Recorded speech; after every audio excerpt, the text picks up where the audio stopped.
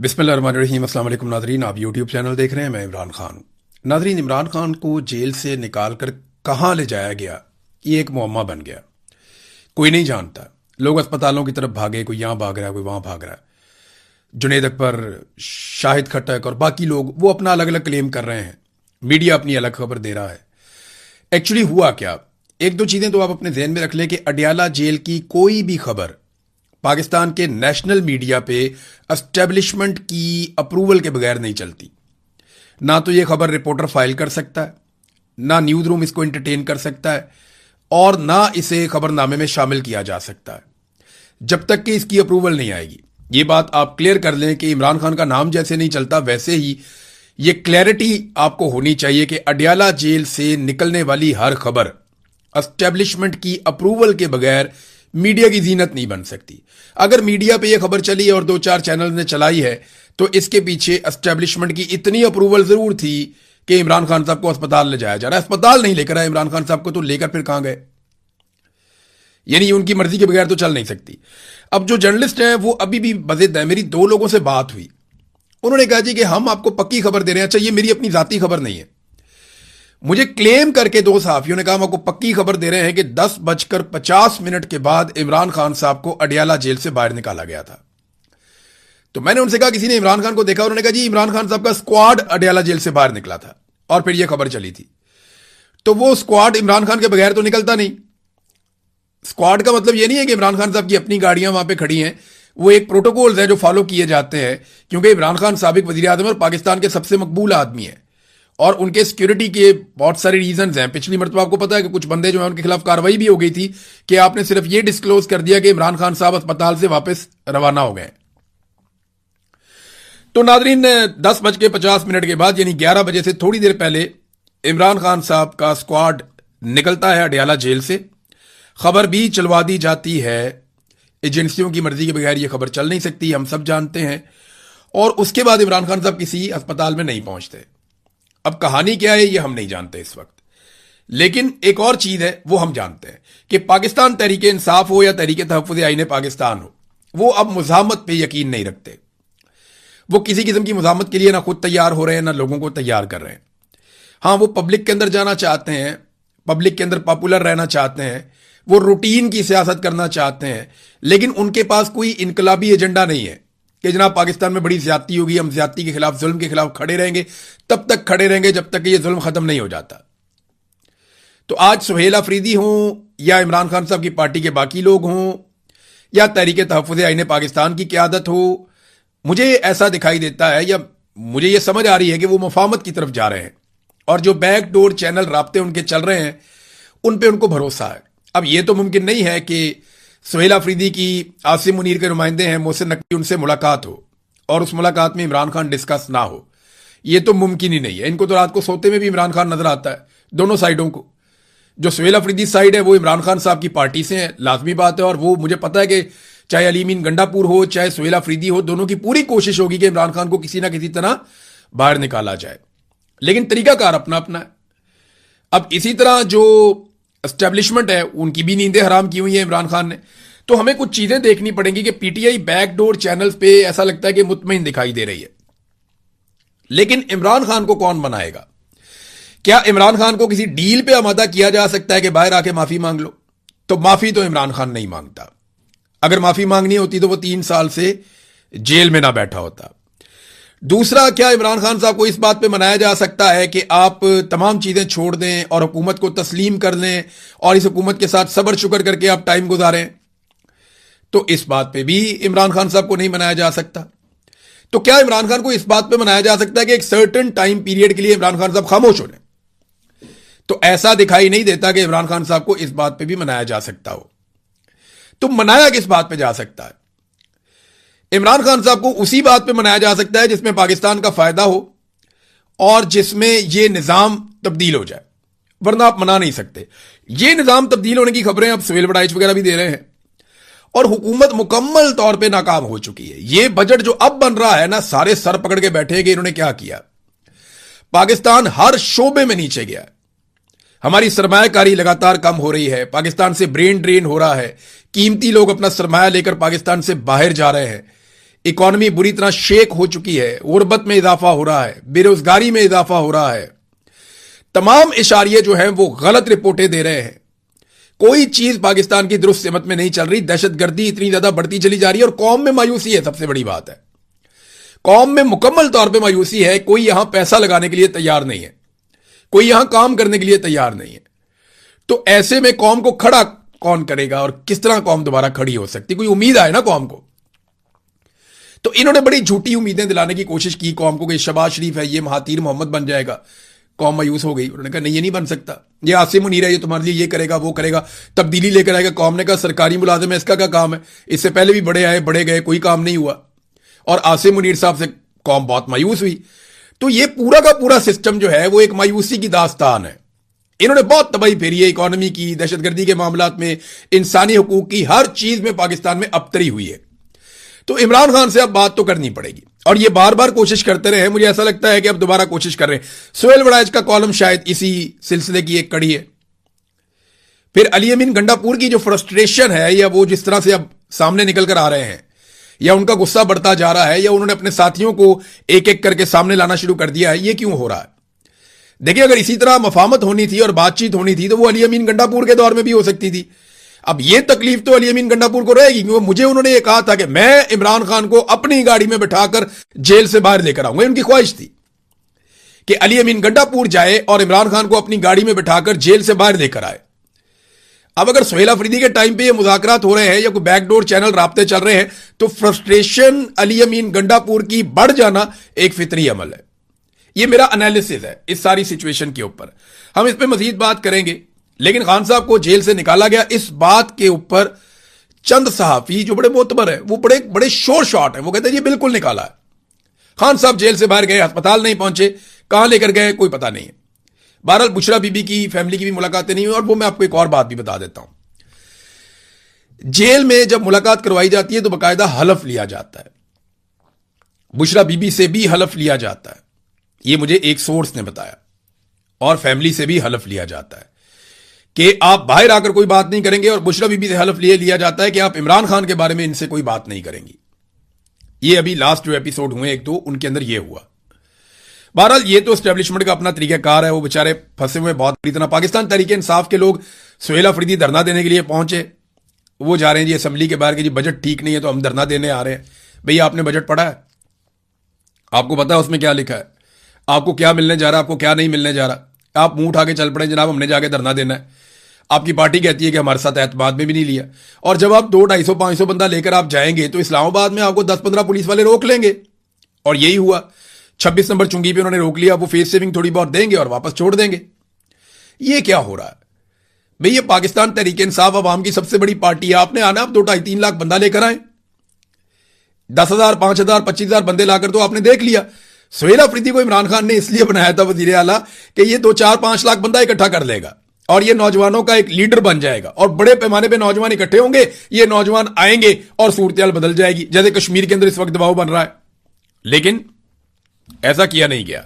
नाज़रीन, थोड़ा कश्मीर के हवाले से भी बड़ी कंफ्यूजन फैलाई गई, मैं आपको बता देता हूं। झूठी खबरें चलवाई गई आधी रात को, कुछ बरतानिया से चली, कुछ अमेरिका से चली और बहुत सारी पाकिस्तान से चली। मैं आपको यह कंफर्म कर देता हूं कि अमली तौर पे जो प्रेस क्लब है, चाहे वो रावला कोट का है चाहे वो मुजफ्फराबाद का है, वो अमली तौर पे नाकारा हो गए, यानी वो काम नहीं कर पा रहे। वहां पे कुछ दोस्तों ने, बहुत करीबी दोस्त हैं, उन्होंने ये बताया, उन्होंने कहा जी कि हमें तो बाकायदा प्रेस क्लब के अंदर अब थ्रेट्स हैं, हम वहां नहीं जा रहे और हम रिपोर्टिंग नहीं कर सकते, हम किसी को सवाल नहीं पूछ सकते, ये खबरें खुद ही जारी करवाई जा रहे हैं और अपने बंदों से जारी करवा रहे हैं। ज्यादातर खबरें इस्लामाबाद से चलवाई जा रही हैं या जो पाकिस्तान के बाहर लोग बैठे हैं वहां से चलवाई जा रही हैं। इन खबरों का जमीनी हकायक के साथ कोई ताल्लुक नहीं है। खबर चलाई गई जी आधी रात को, धरना खत्म हो गया, सारे लोग चले गए, अब कोई वापस नहीं आएगा। खबर यह चलवाई गई कि जनाब धरना खत्म हो गया। लेकिन हकीकत क्या है वो जरा आप ये देख लें कि बारिश हुई थी रात को। कश्मीर में इस वक्त भी रात को बारिश हो जाए ना, रावला कोट के इलाके में तो बहुत ठंड हो जाती है। लोगों के पास कोई साहिबान तो था नहीं। तो यहां से जो लोग मूव हुए हैं, यहां पे एक बस टर्मिनल है बहुत बड़ा, चंद हजार लोग वहां पे मूव हो गए। कुछ लोग घरों के अंदर चले गए, लोग जो मकामी है वो उनको अपने साथ ले गए। और 500 से 600 गाड़ियों की एक पार्किंग भी है वहां पे करीब में, ये बहुत बड़ी पार्किंग है। तो इसमें बेशुमार जगह है। तो वहां पे लोगों ने, हजारों लोगों ने वहां पे रात गुजारी। लोग वहां पे चले गए और एक ऐलान यह भी हुआ कि सिक्योरिटी की वजूहात हैं, क्रैकडाउन का भी खतरा है। तो लोग वहां चले गए और सुबह वापस आ गए। लेकिन जब सुबह वापस आए तो यहां एस्टेब्लिशमेंट के लिए पहले से बड़ा एक और सरप्राइज मौजूद था। जब ये लोग सुबह वापस आए तो इनके साथ खवातीन भी थी। अब आगे वाली सफों में हमारी बहनें कश्मीरी बैठी हैं, खवातीन बैठी हैं। पीछे वाली सफों में जो है वो कश्मीरी नौजवान और जो कश्मीरी शहरी हैं वो बैठे हैं। और अब खवातीन भी स्टेज से तकरीर कर रही हैं। एस्टेब्लिशमेंट के लिए नई मुसीबत बन गई। कश्मीर में खवातीन का एहतराम और उनकी रवायात बिल्कुल मुख्तलिफ हैं। वहां पे खवातीन नॉर्मली जलसों में, जुलूसों में इस तरह शिरकत नहीं करती, लेकिन इस वक्त वो भी इसके अंदर शामिल हो गई हैं क्योंकि खून बहाया जा रहा है। और खवातीन की शमूलियत के बाद जो एस्टेब्लिशमेंट है उसके पास ये चांस खत्म होता जा रहा है कि वो अब गोली चलाए, क्योंकि खवातीन पे गोली चलाना कश्मीर के अंदर ये फिर मामला बहुत दूर तक चला जाएगा, बड़ी मुसीबत बन जाएगी। लिहाजा खवातीन भी आ गई हैं। एस्टेब्लिशमेंट के लिए मुश्किलात मजीद बढ़ गई हैं। मैंने एक दो खवातीन की तकारीर भी सुनी और वही पिंडाल जिसके बारे में कहा जा रहा था कि ये हो गया वो हो गया, ये सेंट्रल ग्राउंड है वहां का, रावलाकोट का, कि जनाब अब वहां कोई बंदा नहीं है, तो वो पूरा का पूरा फिर भरा हुआ है। बड़ी पैमाने पर लोग वहां पर आकर बैठ गए हैं और अब एक नई हिकमत अमली है कि लोग वापस जाते हैं और फिर आ जाते हैं।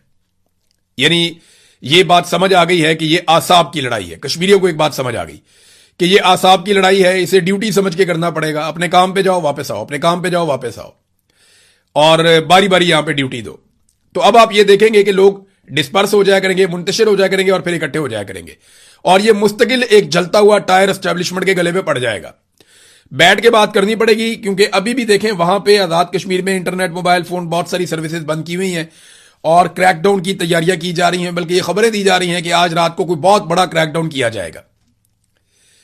रात को सिक्योरिटी फोर्सेस के पास ये चांस था कि वो मैदान पे कब्जा कर लेते और वहां बैठ जाते, लेकिन नहीं कर पाए।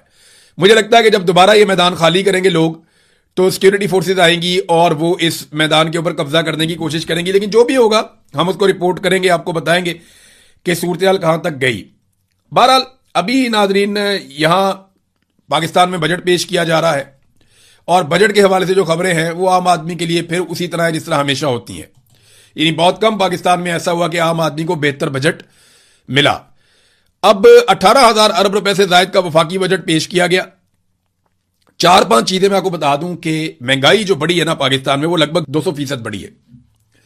200% के करीब। यानी बिजली की कीमतें डबल से ज्यादा, गैस की कीमतें डबल से ज्यादा, पेट्रोल की कीमतें डबल से ज्यादा, और इनकी वजह से बाकी चीजों की कीमतें भी बढ़ गई हैं। आटे की जो बोरी 1100 रुपए की थी वो 3,000 के आसपास फिरती है। तो हर चीज की कीमत दुगनी से ज्यादा, 3 गुना 2 गुना ऐसे हो गई है। जबकि जो तनख्वाहों में इजाफा किया गया वो 7% और पेंशन में इजाफे की जो तजवीज है वो 7% है। यानी महंगाई लगभग 200% और तनख्वाहें और पेंशन बढ़ेगी सिर्फ 7%। तो गरीब आदमी का तो इन्होंने कचूमर निकाल के रख दिया है। एक और चीज है तरक्याती बजट। ये नाजरीन वो सारी तरक्याती स्कीमें होती हैं जो आपके लिए बनती हैं, स्कूल, यूनिवर्सिटीज, अस्पताल, प्ले ग्राउंड्स, बहुत सारी फैसिलिटीज, बहुत सारे पुल, सड़कें, ये तरक्याती बजट इनके ऊपर होता है। तो तरक्याती बजट आधे से भी कम कर दिया ये पाकिस्तान की मौजूदा सरकार ने, क्योंकि तो तरक्की करने आए थे ना। ये किन बुनियादों पे आए थे कि जी इमरान खान तरक्की नहीं कर रहा, नंबर 1। नंबर 2, इमरान खान के दौर में महंगाई बहुत ज्यादा है। तो अब इन्होंने ये हालात कर दिए हैं कि तरक्याती बजट को कम करते करते करते जितना बच गया था उसको भी आधा करने जा रहे हैं, आधे से भी कम। एक तो अब आपके जितने पुराने बड़े प्रोजेक्ट हैं ये वुज़रा खुद मान रहे हैं कि वो अब नहीं चलेंगे। आपके बड़े बड़े प्रोजेक्ट पाकिस्तान में जो बन रहे थे तरक्की के लिए वो अब नहीं चलेंगे। नंबर 2, कोई नया प्रोजेक्ट अब ये शुरू नहीं कर पाएगी हुकूमत।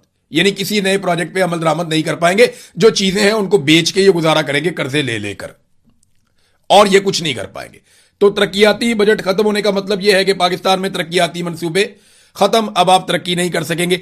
एक तरफ सुहेल अफरीदी जो है वो सरप्लस बजट देके वफाक की मदद करते हैं, अरबों रुपया खैबर पख्तूनख्वा की अवाम का अरबों रुपया उनको कुर्बान कर देते हैं, उनके ऊपर, एस्टेब्लिशमेंट के ऊपर और वफाकी हुकूमत के ऊपर, और साथ में एहतजाज करने भी जा रहे हैं। कुछ समझ आ रही है बात की? एक तरफ उनके हाथ मजबूत कर रहे हैं, उनको मजबूत कर रहे हैं, उन्हें फायदा दे रहे हैं, अपने अवाम का हक छीन कर उनको दे रहे हैं, और दूसरी तरफ उन्हीं के खिलाफ एहतजाज करने जा रहे हैं। को बात समझ नहीं आ रही। 2 दिन पहले आप उनके साथ वहां मुज़ाकरात में बैठे थे, मीटिंग में बैठे थे, अपनी चीजें उनके सामने रख देते आप। और अगर एहतजाज करना था तो वहां एहतजाज करते, बाहर निकल आते, कहते जी मैं एहतजाज करता हूं, मैं इस आदमी के साथ तस्वीर भी नहीं बनवाता। वहां जनाब सारी बातें तय करके उसके साथ फोटो बना के बाहर निकल आए, अब जनाब वहां से बंदे लेकर आने मैं एहतजाज करने जा रहा हूं। लोग रोटी को चोची कहते हैं, बेवकूफ है लोग, लोगों को सारा कुछ नजर आ रहा है, लोग बेवकूफ नहीं है। दिफाई बजट में नाज़रीन इजाफा किया गया, ये जरूर डिस्कस होना चाहिए। 17.6% दिफाई बजट पाकिस्तान का बढ़ा दिया गया, बहुत अच्छा फैसला है। पाकिस्तान को अपना दिफा मजबूत करना चाहिए, लेकिन साथ ही साथ चंद चीजों की टाइमलाइन भी बतानी चाहिए। हमारे दिफा में जो मेन नुक्ता है, सबसे मेन नुक्ता वो ये है कि कश्मीर को आजाद करवाना है पाकिस्तान की फौज ने भारतीय फौज के साथ जंग करके, यह बताया गया हमें हमेशा। इसकी कोई टाइमलाइन बता दें कि अब बजट इतना ज्यादा बढ़ रहा है तो किस दिन कश्मीर आजाद हो जाएगा, थोड़ा यह भी बता दें। दूसरा यह बताएं कि इंटेलिजेंस एजेंसियों की नाकामियां खत्म करने का तरीकाकार क्या होगा, क्योंकि लगातार पाकिस्तान में दहशतगर्दी का ग्राफ ऊपर जा रहा है, ऊपर जा रहा है, ऊपर जा रहा है, ऊपर जा रहा है। तो यह दहशतगर्दी का ग्राफ नीचे कैसे आएगा, इसकी भी कोई टाइमलाइन बताएं, कैसे करेंगे। बजट जरूर बढ़ाना चाहिए, दिफा का बजट बढ़ाएं, लेकिन काम भी करें ना। आप जब भी किसी को पैसा देते हैं तो आप पूछते हैं कि तुमने कितना काम किया, क्या काम किया। तो बतौर पाकिस्तानी हमारी पूरी कौम का यह हक है कि हम पूछेंगे जनाब हम इतना बड़ा दिफाई बजट दे रहे हैं, हमारे दिफा के लिए क्या किया जा रहा है, क्या कश्मीर आजाद करवा लिया जाएगा। भारत ने पाकिस्तान के पानियों के ऊपर जो कब्जा कर लिया है, जो लगातार वो रस्ते बनाता जा रहा है, डैम बनाता जा रहा है, क्या उन्हें गिरा दिया जाएगा डैम्स को, पाकिस्तान का पानी आजाद करवा लिया जाएगा, यह सवाल भी पूछना चाहिए। तो बजट जरूर देना चाहिए, दिफाई बजट में इजाफा बिल्कुल जरूरत हो सकती है, आपको दिफाई बजट में इजाफा करना चाहिए। 17.6% इजाफा किया, 70% भी कर लेते तो हमने क्या बिगाड़ देना था। लेकिन सवाल तो पाकिस्तानी कौम पूछ सकती है ना कि कश्मीर आजाद कब होगा, पाकिस्तान का पानी जो है वो दुश्मन के कब्जे से कब छुड़वाया जाएगा, और पाकिस्तान में दहशतगर्दी कब खत्म की जाएगी। तो इन सवालों के जवाबों के साथ जो है वो एक टाइमलाइन दे दें, और साथ में दिफाई बजट जितना बढ़ाना है बढ़ाएं। डोनाल्ड ट्रंप ने नाजरीन एक ऐलान किया कि यूरोप के अंदर कहीं पे वो मुआहदा करेगा ईरान के साथ। लेकिन ट्रंप का दावा है कि जो मौजूदा खामनाई है, मुश्तबा खामनाई, उन्होंने मंजूरी दे दी है और कोई एमओयू साइन होने वाला है और कोई जंगबंदी का पक्का मुआहदा अमेरिका और ईरान के बीच में होने जा रहा है। और इसके लिए उन्होंने कहा कि यूरोप के किसी मुल्क पे हम ये करेंगे। ये तो पाकिस्तान में होना चाहिए था, क्योंकि सालिस पाकिस्तान है, जब अमेरिका का कोई साथ नहीं दे रहा था तो पाकिस्तान साथ दे रहा था। तो मैं आपको यह बता देता हूं कि जो टास्क दिया गया था पाकिस्तान के फील्ड मार्शल को डोनाल्ड ट्रंप की जानिब से, वो एज इट इज नहीं हो पाया। अमरीकी शराइत के ऊपर पाकिस्तान ईरान को नहीं ला पाया, ईरानियों ने अपने हकूक सरेंडर नहीं किए, ईरानियों ने जंगबंदी का वो तरीकाकार कबूल नहीं किया जिसमें जिल्लत हो। और यही टास्क था जो मिला था पाकिस्तान को कि आपने अमेरिका और ईरान की जंगबंदी करवानी है, लेकिन इस तरीके से करवानी है कि उसमें अमेरिका को बहुत बड़ी फेस सेविंग मिले और ईरान थोड़ा बैकफुट पे जाए। तो ईरान ने वो कबूल नहीं किया। हाँ, ईरान ने ये जरूर कहा कि सालसी होनी चाहिए, मुज़ाकरात होने चाहिए, मुआहदा होना चाहिए, ये वो कबूल करता है। लेकिन पाकिस्तान जो मनवाना चाह रहा था, अमेरिका जो पाकिस्तान के जरिए करना चाह रहा था, पाकिस्तान वो डिलीवर नहीं कर पाया।